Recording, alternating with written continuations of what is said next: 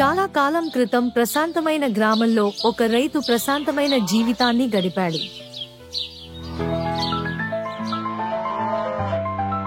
ఒకరోజు అతను తన పశువుల కొట్టంలో చిరుతలు పాదముద్రలను గమనించాడు. ఆసక్తితో అతను సీసీటీవీ కెమెరాను ఏర్పాటు చేయాలని నిర్ణయించుకున్నాడు. దర్శనాల ద్వారా అతను ఒక చిరుత పిల్ల రాత్రిపూట ఆవు కొట్టానికి వెళుతుందని, ఆ చిరుత పిల్ల ఆవు నుండి పాలు తాగుతుందని తెలుసుకుంటాడు.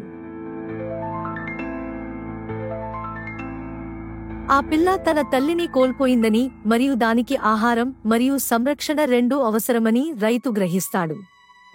ఆ పిల్ల తల్లి చనిపోయింది, దానిని ఒంటరిగా వదిలివేసింది. వెచ్చదనం మరియు ప్రేమను కోరుతూ ఆ పిల్ల ఒక ఆవులో ఓదార్పును పొందుతుంది. ఆ పిల్ల సందర్శనలు కేవలం ఆహారం కోసం కాదు, కోల్పోయిన తల్లి ఉనికి కోసం అని రైతు అర్థం చేసుకున్నాడు.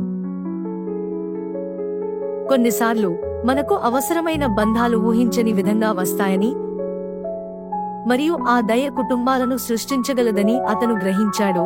రక్తం మీద కాదు, ప్రేమపై నిర్మించబడింది.